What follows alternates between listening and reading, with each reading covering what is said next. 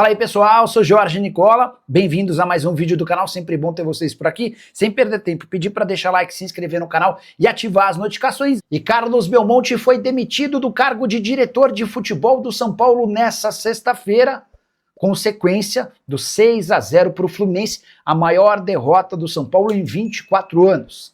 Também caíram, além do Belmonte, Chapecó e Nelsinho, outros dois conselheiros do São Paulo que participavam do departamento de futebol. O Tricolor já havia decidido pela dispensa do trio na virada do ano. Esperaria o fim do Campeonato Brasileiro e no planejamento para 2026, Belmonte, Chapecó e Nelsinho já não fariam parte. Mas depois do 6-0 e a repercussão extremamente ruim entre torcedores do São Paulo, o presidente Júlio Casares decidiu antecipar esse movimento. Não haverá um diretor de futebol estatutário.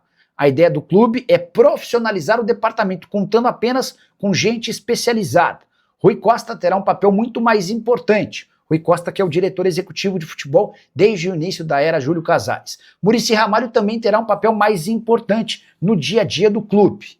Quero contar também que na entrevista coletiva dessa sexta-feira, o presidente Júlio Casares admitiu responsabilidades, mas falou que homens do departamento de futebol, comissão técnica e os jogadores também são responsáveis pelo momento do São Paulo, que ainda segue na briga por vaga em pré-Libertadores, que melhorou suas condições em relação ao aspecto financeiro, mas tem colecionado uma série de tropeços inaceitáveis. A saideira sobre o Tricolor, 41 conselheiros de oposição apresentaram nesta sexta-feira um abaixo-assinado exigindo a renúncia imediata de Júlio Casares.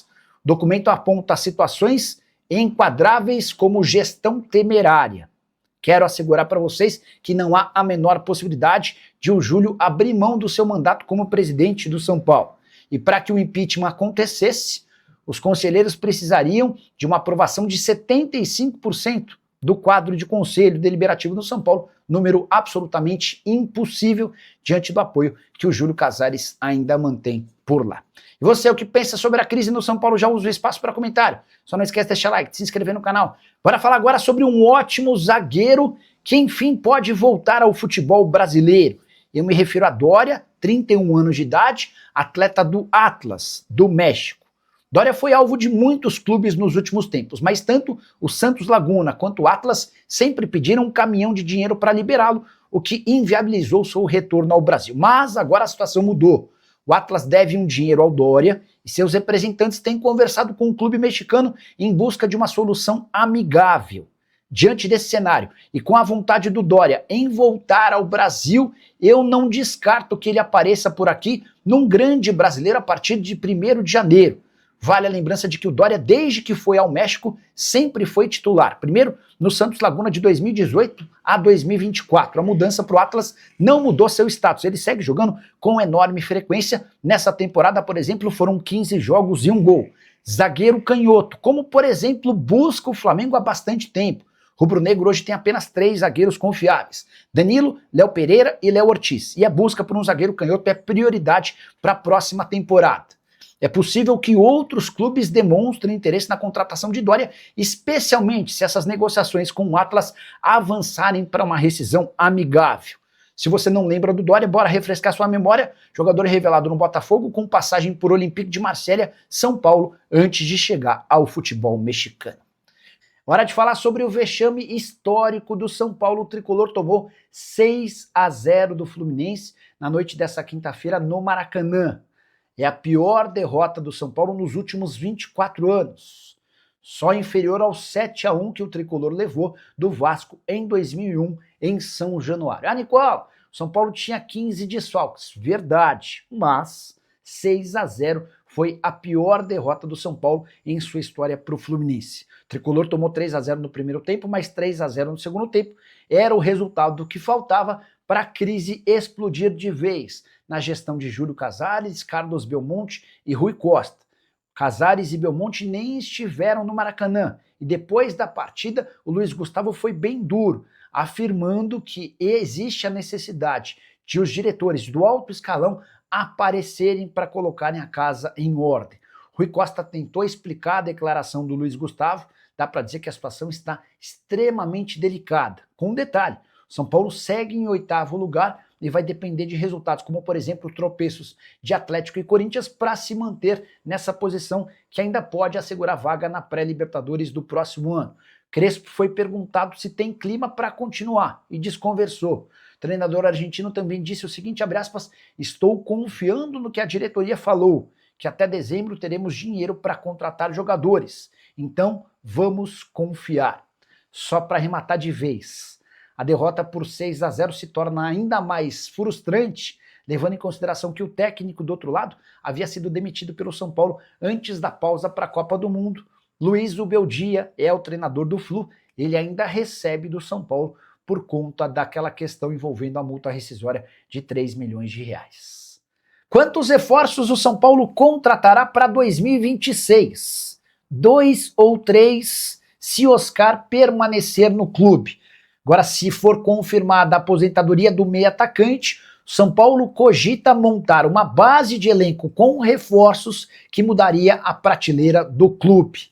Existe a convicção de que com 2 milhões e 300 mil reais por mês, que é o salário do Oscar, São Paulo conseguiria melhorar consideravelmente seu elenco. É óbvio que ninguém no São Paulo vai admitir publicamente ou vai se declarar torcendo pela aposentadoria do Oscar. O cara é super querido pelos demais atletas, por membros da comissão técnica, diretoria, e de fato o Oscar é um cara acima de qualquer suspeita, bastante bacana. Mas se ele de fato levar em consideração a aposentadoria por conta de 2 problemas cardíacos que o acompanharam nos últimos meses, São Paulo terá 2 milhões e 300 mil reais por mês para buscar contratações. O Belmonte chegou a falar o seguinte, abre aspas, temos que entender o que vai acontecer com o Oscar. É difícil prever o número de reforços, pois ainda não temos uma definição sobre o orçamento, mas imagino que buscaremos 2 ou 3 reforços pontuais, além de contar com jovens talentos da base para aumentar a competitividade. Importante registrar que o São Paulo terá retornos de Caleri, Rian Francisco e André Silva, centroavantes que operaram o joelho ao longo da temporada. Só para completar, por que o São Paulo está tão convencido de que pode montar um bom time sem Oscar?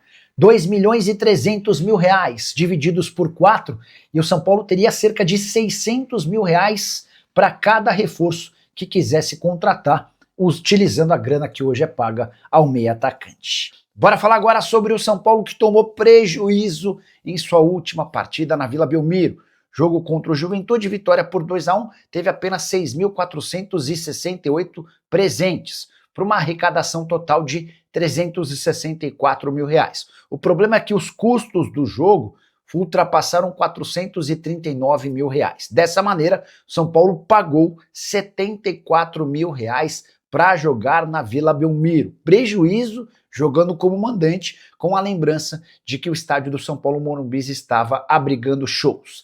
A maior maluquice vem agora. O São Paulo tinha a possibilidade de enfrentar o Internacional no dia 3 de dezembro, penúltima rodada do Brasileirão, dentro do seu estádio. Mas o presidente Júlio Casares optou por manter a partida na Vila Belmiro, temendo uma série de protestos que estavam sendo programados. Outra chance de prejuízo jogando dentro de casa.